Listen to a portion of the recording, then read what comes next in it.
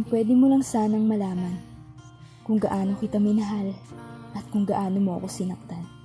Kung anong pakiramdam nung balikan sa iwanan at kung gaano kasakit sa akin nung ako'y iyong binitawan simula nung pinili mong sumuko sa ating pagmamahalan.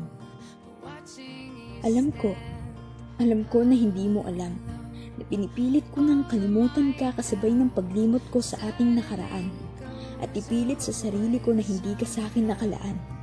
Ngunit mahal, bakit mahal na mahal pa rin kita? At sa bawat pagmulat ng aking mata, ikaw pa rin ang ninanais nitong makita. Makita ng aking dalawang mata na ikaw pa rin ang aking kasakasama. Gusto ko sanang makasama ka sa bawat pag-ikot ng mundo, sa bawat pagtakbo ng oras, minuto man o segundo. Diba't sabi mo noon sabay nating tutuparin ang mga pangako. Pangako na hanggang dulo ay magkasama tayo. At sabay nating isisigaw sa lahat na ikaw lamang ang mahal ko. Ngunit bakit sa akin bigla kang nagbago? Walang matibay na rason sa iyong paglayo. Tanging mensahe mo lamang ang ipinhatid mo na nagsasabi na malaya ka na, tapos na tayo. Ang hirap pigilin ng mga luha sa mata dahil kay hirap tanggapin na tayo ay tapos na. Wala na yung pag-ibig na iyong ipinadama, yung dating pag-ibig na sa akin yung nagpasaya. Inaamin ko na umaasa pa rin ako sa iyo. Umaasa na magkakaroon muli ng ikaw at ako. Isang pag-asa na sa muling paggising ko ay makatanggap ng isang mensahe na mula sa iyo na nagsasabi na mahal, patawarin mo sana ako.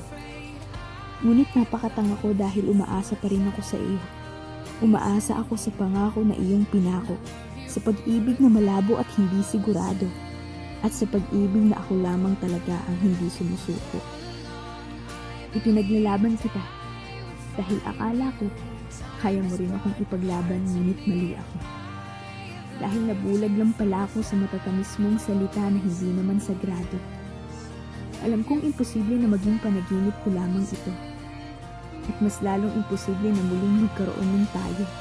Dahil alam ko na kapag iminulat ko na itong dalawang mata ko, ay magigising lamang ako sa realidad na tapos na tayo. Masakit para sa akin na marinig mula sa'yo na pinapalaya mo na ang isang katulad ko.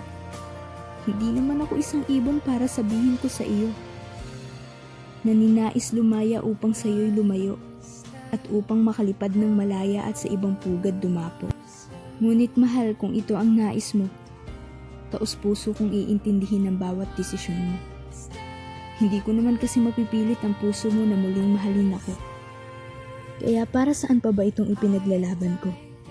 Ngunit ito ang tatandaan mo. Hindi ko sinukuan ng pag-iibigan na matagal nating binuo. Bagkus, nais ko lamang maging masaya ka kahit wala nang tayo.